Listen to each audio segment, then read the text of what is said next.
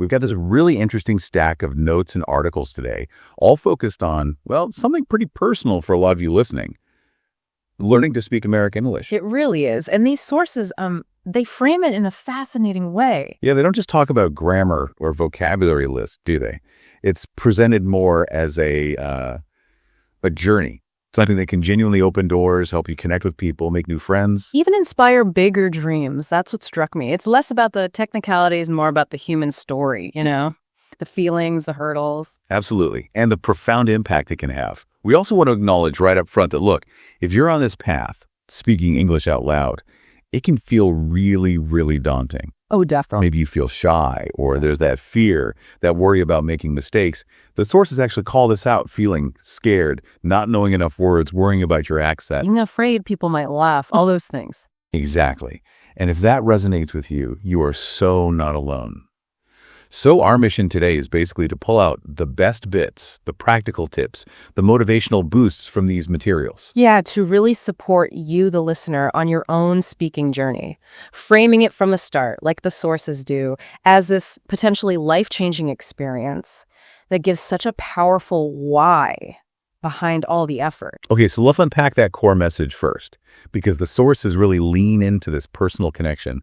They share how learning English wasn't just, about school. Right. It actively opened doors, helped them make new friends, and even inspired them to dream bigger. Pretty amazing. It is. And they're honest about the start, too, acknowledging being scared, having limited vocabulary. Feeling self-conscious about their accent. Yeah. But the key thing is they kept going. That personal story, that's really the heart of the motivation here, isn't it? It shifts the focus from just, say, fluency as a goal to the real-world impact language can have on your life, your connections, your opportunities. It's presented almost as a pathway. A pathway to a richer life, yeah. And here's where it gets super interesting, because they tackle that fear thing immediately, that feeling of being scared, shy, afraid to make mistakes. The worry about people laughing, which, let's be honest, is almost universal for language learners. Totally. So the sources pose this really vital question. How do you get past that anxiety? And they offer a foundational insight, basically saying, look, making mistakes is part of learning.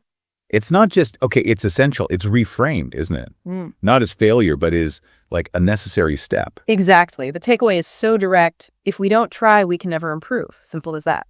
And I love the analogies they use, comparing it to a baby learning to walk. Fell many times, but I got up again. Or learning to swim, where the water seems deep, but you just have to jump in and practice. It's all about taking action, even with the fear. Right. And they nail that internal chatter, that what if people laugh at me? Worry. But the powerful bit is the realization that came after speaking anyway. It wasn't ridicule, it was progress. And discovering that actually most people were kind and helped me. Yeah. So the core advice is, well, it sounds simple, but it takes courage. Take a deep breath, smile, and start talking. It's not just saying mistakes happen, it's urging you to see them differently as proof that you are trying. And a chance to learn something new. It's a complete mindset shift. It really is. It takes the focus away from worrying about being perfect and puts it squarely on the process, on growth. Okay, so we get it. Facing the fear, reframing mistakes, crucial. But then what? What do you actually do?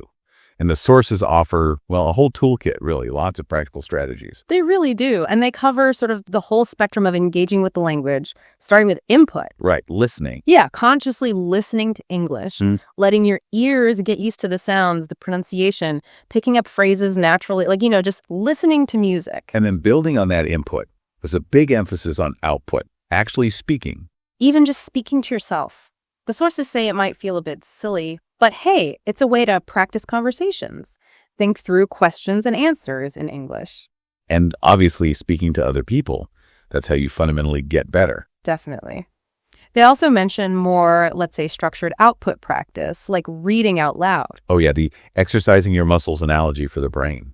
Getting used to seeing words and then saying them. Right, and they make it clear it's okay not to know everything. Asking for help is totally fine, expected even. Asking questions is how we learn. It's just part of it. And then moving into more active processing, they suggest writing, keeping a simple journal in simple English. Even just 1 or 2 sentences a day, it helps you practice actually thinking in English. That idea of thinking in English is key, isn't it? Trying to move past constantly translating in your head. Yeah, like the learning to dance steps comparison.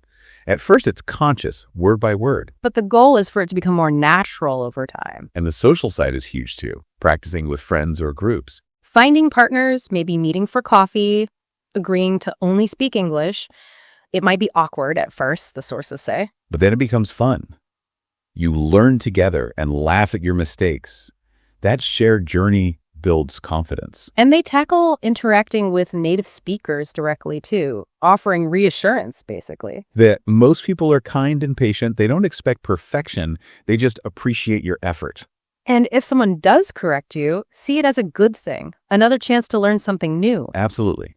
And beyond dedicated practice time, they stress weaving it into daily life. Right. Using English in my daily life, not just waiting for class, practicing everywhere. Describing what you see on your commute, thinking in English while you're cooking or cleaning, those little moments of practice that add up. Little moments, big impact over time. Oh, and media gets a specific mention. Yeah. Watching movies, TV shows, it's not just about the words. It's about the feelings, expressions, body language. The sources put it beautifully. Speaking English is not just about words, but also about feelings. Using gestures, smiling, showing emotion. Language is more than words. It's the way you communicate your heart. I love that. Me too. And it connects to the broader idea of immersion, surrounding yourself with English music, movies, books, whatever. And the advice is, don't stress about understanding everything at first.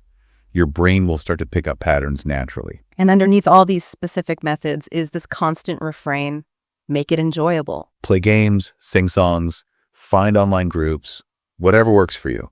The key is finding your thing and being consistent.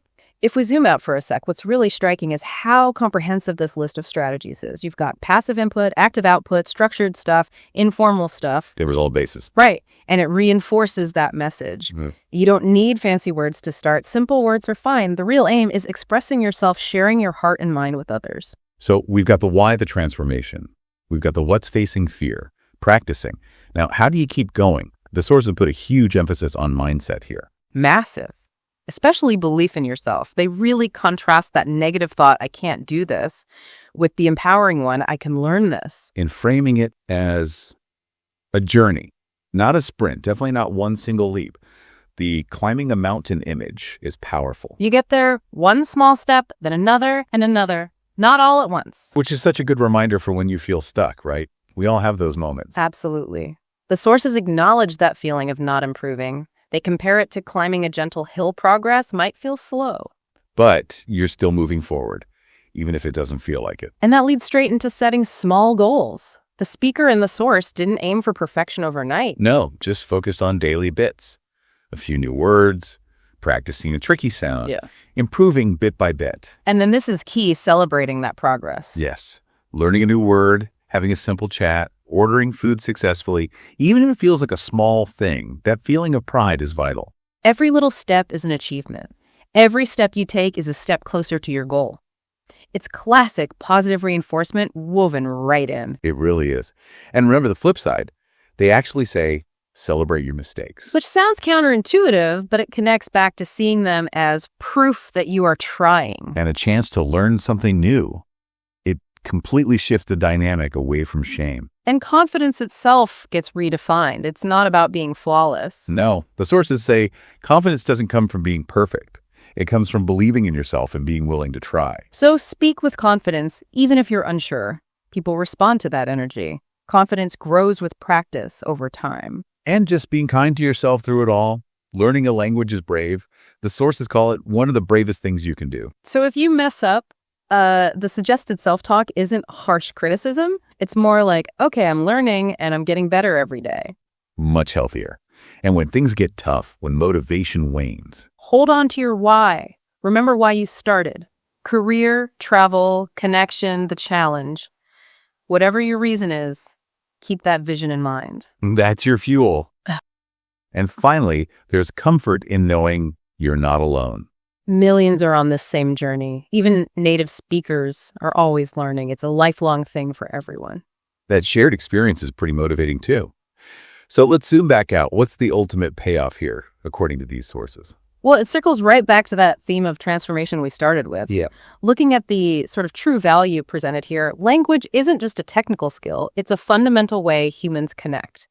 English is explicitly called a bridge that brings people together. And a key that opens many doors, doors to travel, new people, different cultures. That little story about helping the tourist asking for directions, it captures it perfectly. Oh, right. Where the speaker spoke with confidence, even though my English wasn't perfect. And saw that magic of understanding on the tourist's face. That moment shows English as a powerful tool, not just for information, but for connection, for bringing people together. And it's that connection, communicating your heart, that these sources keep coming back to. That's the real prize, more than perfect grammar. It really elevates the whole purpose of learning. It's not just about passing a test. It's about, fostering understanding and empathy, shared experience. So this deep dive really shows learning English as this rich journey, doesn't it? Full of steps, sure, some challenges, but also these really rewarding wins along the way. It's a mix of practice, persistence, and a good dose of believing in yourself. And that encouragement from the source speaker is powerful, saying, essentially, I was where you are now, scared, making mistakes. But they didn't quit. And the core message to you, the listener, is so clear. If I can learn to speak English, so can you. Every time you try, every time you speak, even if it feels imperfect, you're building a brighter future. That's the belief. So as you keep taking those steps, it's worth holding on to those key insights. It's about connection, opening doors, having the courage to share who you are. Which brings us to our final thought. The sources emphasize learning English not just for vocabulary, but for connection, for opportunity, like climbing a mountain or planting a tree. Right. This process built on small steps, practice, celebrating progress, believing in yourself. So consider this. What other goals or skills in your life could you approach with that exact same mindset? How could these ideas, learning from mistakes, being kind to yourself, apply beyond just language?